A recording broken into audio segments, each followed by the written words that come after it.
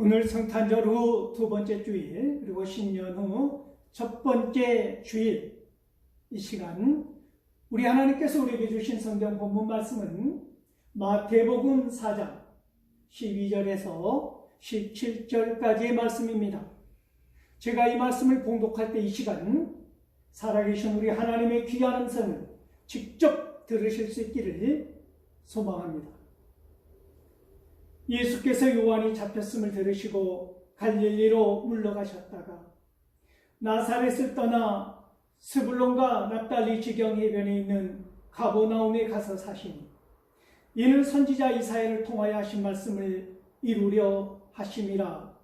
일러스되 스불론 땅과 납달리 땅과 요단강 저편 해변길과 이방의 갈릴리여, 흑암에 앉은 백성이 큰 빛을 보았고 사망의 땅과 그늘에 앉은 자들에게 빛이 빛이었도다 하였느니라. 이때로부터 예수께서 비로소 전파하여 이르시되 회개하라, 천국이 가까이 왔느니라 하시더라. 아멘. 이 본문 말씀을 가지고 빛이었도다 라는 제목으로 피차 은혜를 나누고자 합니다. 오늘 본문은 예수님께서 요한이 잡혔다는 소식을 들으시고 하면서 마태는 이 이야기를 시작하는 것입니다. 들으셨을 때, 아쿠샤스, 들으셨을 때, 이때 예수님은 요한이 역사의 무대에서 사라지는 그 순간은 예수님의 사역이 새로운 국면에 접어들게 된 계기이기도 하다라면서 마태는 이 이야기를 시작하는 것입니다. 이 당시에 갈릴리와 베레아는 분봉왕 헤롯 안티파스의 지배하에 있었습니다.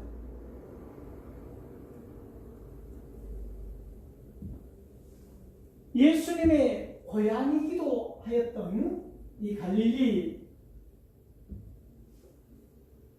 이 지방에서 시작을 하는 어떤 이유라고 한다면 예수님의 고향이기도 하려니와 소외받고 고통당하는 속박받은 이 땅이 선교지로서 또는 은신처로서 적합하지 않았나 하는 생각을 해보게 되는 것이지요. 사랑하는 성도 여러분, 우리가 잘 알고 있는 것처럼 이 갈릴리는 가나안 정복 후에 아셀과 납달리, 스불론, 이사갈 이 지파에게 분배되었던 땅입니다. 그 후로 열왕기상 9장 11장 9장 11절을 보면 솔로몬 왕이 두로왕 히람에게 20여 곳을 주는 것입니다. 왜 그러지요? 성전을 건축할 때 이 두로왕 히람이 잣나무며 금이며 많은 성전을 건축하는 재료를 보내주었다는 것입니다. 그래서 이 솔로몬이 갈릴리 20여 곳을 떼어서 주는데 이후로부터 이 갈릴리 지방은 엄청난 고난과 순환의 지역이 되는 것이지요.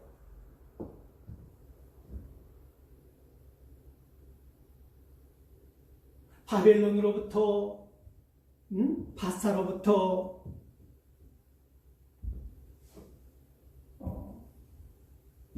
메소포타미아, 페르시아, 그리고 애국과 수리아에 이르기까지 이 갈릴리는 침공을 받으면서 포로가 되고 때로는 이주민이 들어오고 하여서 의도하지 않는 혼합 문화가 생겨나게 됩니다. 혼혈, 인종의 혼혈, 그리고 문화의 혼합, 그리고 종교적인 혼합까지 뒤섞이게 되는 것이지요. 그래서 유대인들은 이방인으로 취급하는 것입니다. 그래서 이방의 갈릴리로 보는 것이지요. 사랑하는 성도 여러분, 이 갈릴리가 어떤 취급을 받느냐면 요한복음 7장 41절에 보니까 예수님을 일컬어서 말을 하는 것입니다. 선지자가 아니냐? 그러니까 사람들이 말을 하는 것입니다. 선지자는 무슨 선지자냐? 갈릴리에서 무슨 선지자가 나겠느냐? 라고 비아냥거리는 것을 우리는 볼 수 있는 것입니다. 요한복음 7장 52절에 보면 너도 갈릴리 사람이냐? 너 보지 않았느냐? 갈릴리에서는 선지자가 나오지 않는다 라고 이 말씀을 우리가 볼 수 있는데, 대제사장들과 바리새인들이 니고데모에게 책망하듯이 하는 말이기도 합니다. 이 갈릴리에 예수님께서 거주지를 옮기셨다고 하는, 거기서 사셨다고 하는 의미는 이 마태에 의해서 어떻게 해석이 되느냐면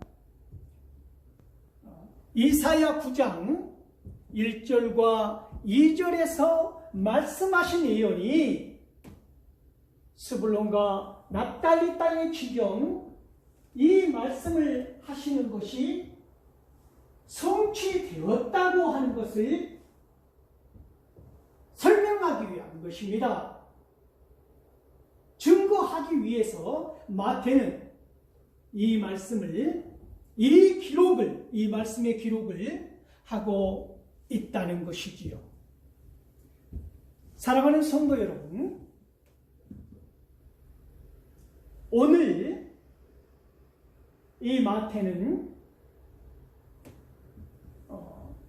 14장, 15장, 14장, 마태복음 4장 14절, 15절, 16절 통해서 이사야의 이 말씀을 인용하고 있는데 무엇입니까?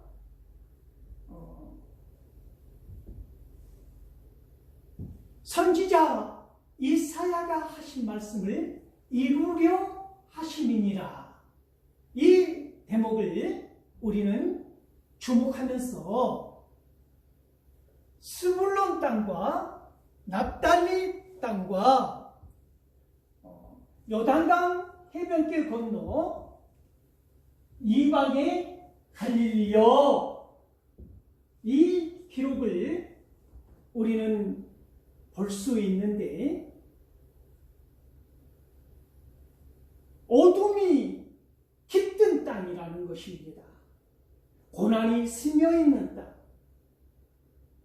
어떠한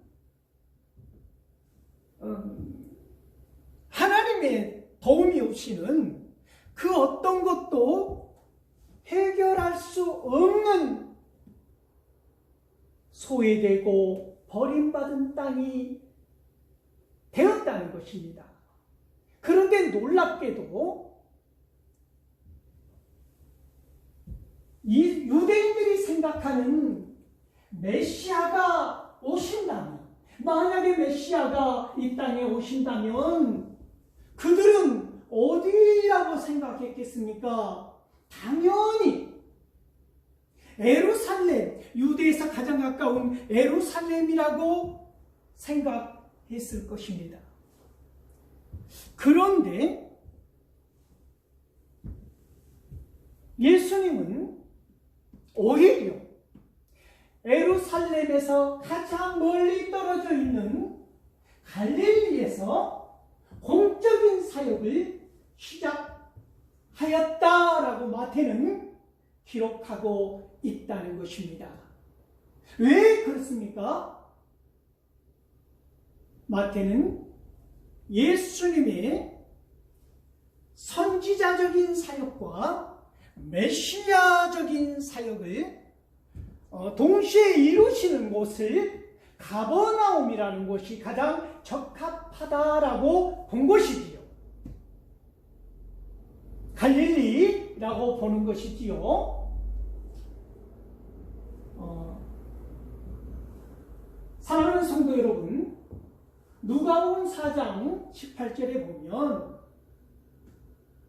성령이 임하셔서 가난한 자에게 복음을 선포하고 앞을 보지 못하는 자에게 빛을 주고 복음을 선포하고 눌린 자에게 자유를 주는 이 메시아를 우리가 만날 수 있는데, 요한복음 4장 19절에서도 은혜의 해를 선포하게 되는, 전파하는 이런 모습을 통해서 우리는 예수님의 선지자적인 사역과 메시아적인 사역을 마태는 설명하고 있다는 것입니다. 사랑하는 성도 여러분, 오늘 흑암에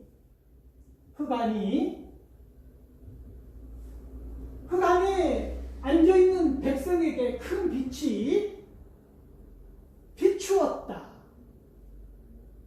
사망의 그늘진 땅에서 있는 자들에게 빛이었다라고 말씀하고 있는 것입니다. 이 말씀을 보면 흑암이 무엇을 의미하겠습니까? 사랑하는 성도 여러분, 가장 쉽게 흑암의 상태는 무엇을 의미합니까? 빛이 없는 상태, 빛이 없는 어두운 상태. 하나님의 진리의 말씀이 없는 상태. 이 상태에, 이 어두운 곳에, 이 사망과 절망의 땅에서 어떻다는 것입니까? 가장 먼저 빛이 비추어지더라는 것입니다. 고난과 멸시와 천대와 소외받은 곳에서 어떻게 보면 가장 늦게 빛이 비춰져야 할 것 같은 그곳에서 가장 먼저 빛이 비추어지더라는 것입니다. 사랑하는 성도 여러분, 그것이 예수님의 선지자적인 사역이고 메시아적인 사역이 되는 것이지요. 가장 절망하는 곳에, 요한복음 1장 9절 참 빛, 곧 빛이 세상의 사람들 각 개인에게 향하여 비추더라 하는 그 빛이 오늘 이 시대 저와 여러분 어두운 가슴 속에 우리의 가장 지금 힘든 이 삶의 자리에 우리의 마음속에 힘겨운 우리의 가정에 예배도 제대로 드릴 수 없는, 그러나 신령과 진정을 다하여 예배의 자리로 나갈 수밖에 없는, 그것이 대면 예배든 비대면 예배든 신령과 진정을 다하여 드리는 오늘 저와 여러분 위에, 이 교회 위에, 이 나라와 민족 위에, 서러운 곳에, 가장 비천한 곳에, 가장 연약한 그곳에 참 빛, 예수 그리스도의 빛이, 우리 주님이 빛이 되어서 우리 안의 어둠을 몰아내 주실 줄 믿으시기 바랍니다. 지난해까지는 어떻게 살아왔을지라도 2021년 새해 이 첫 주일에 우리의 다짐은 빛이 내 안에 빛이라 믿는 것입니다. 하나님의 약속의 말씀을 붙들고 이 한 해 이기며 나아갈 수 있기를 소망합니다. 말라기 4장 2절에서는 우리에게 약속하지 않으셨습니까? 여호와를 경외하는 자에게, 나를 경외하는 자에게 빛이 비추어 지리니 그 빛은 치료하는 광선이 되어서 그 빛을 비추었을 때 외양간에서 뛰쳐나가는 송아지처럼 뛰어다니리라. 아멘. 풀어놓아 다니게 하는 우리 주님을 믿으실 수 있기를 소망합니다. 우리가 삶의 자리에서 멈춰 있을지라도, 외양간에 갇혀있는 소처럼 갇혀 있을지라도, 우리가 아프고 병들고 서럽고 시름 가운데 있을지라도 치료의 광선을 바라시는 우리 하나님께서 우리를 치료하시고 회복시켜 주시어서 송아지처럼 뛰어다닐 수 있게 하여 주시리라 믿으실 수 있기를 소망합니다. 그리하여 2021년 빛이 비추인, 빛을 받은 자의 삶을, 그리하여 빛을 받은 그 빛대로 그 빛을 전하는 자의, 전파하는 자의 사명을 이루며 살아갈 수 있기를 소망합니다. 사랑하는 성도 여러분, 이때로부터 예수님께서는 한나라를 선포하시지 않습니까? 회개하라, 천국이 가까이 왔느니라. 이 말씀을 선포하더라는 것입니다.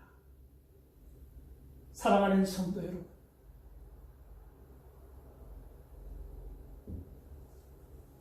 회개하라, 천국이 가까이 왔느니라. 이 말씀이 이사야 9장 1절 1절에서 2절까지 그 안에 앉아있는 자들에게 큰 빛이 비추었고 사망과 그늘진 땅에 있는 자들에게 빛이 빛이었다라고 하는 이 말씀과 견고하게 연결되어 있다고 하는 사실을 기억할 수 있기를 소망합니다. 천국이 가까이 왔느니라. 무슨 의미입니까? 예수님이 선포하시는 이 엄청난 선포는 예수님 자신의 인격 속에 도리한 하나님의 나라를 보여주고 있는 것입니다. 예수님의 메시지 속에, 예수님의 행동 속에, 예수님의 그 사랑 속에 하나님의 나라를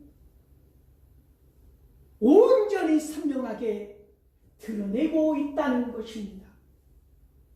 더 나아가 예수님께서는 곧 십자가에 달려 우리를 대신하여 죽으시고 부활하시고 구원하실 것을, 그리하여 하나님의 나라가 정말 이 땅에 임하였다고 하는 사실을 밝히 드러내실 것을 이때 이미 선포하고 있다는 것입니다.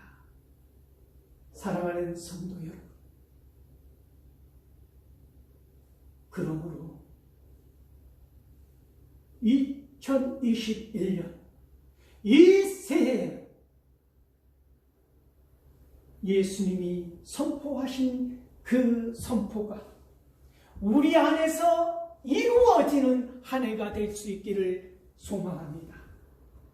삶의 자리가 곧 천국임을, 삶의 자리가 곧 하나님의 나라임을 우리의 입술을 통하여서 전하여지는 복음으로 말미암아 하나님의 나라가 확장되어지고 견고하여진다고 하는 사실을 기억하시고, 저와 여러분이 이 어두운 세상 가운데서 빛으로 오신 주님의 빛을 받아서 빛이 빛이었다고 하는, 나를 통해서 빛이 빛이어지는 삶, 누군가 나를 통해서 힘을 얻고, 누군가 나를 통해서 위로함을 얻고, 누군가 나를 통해서 예수 그리스도의 향기를 맡고 편지를 읽어가는, 누군가 나를 통해서 살아계신 하나님을 만나는 이 귀한 역사가, 이 불꽃 같은 역사가, 이 빛을 받은 빛의 사명을 온전히 감당하는 저와 여러분의 삶이 될 수 있기를 간절히 소망합니다.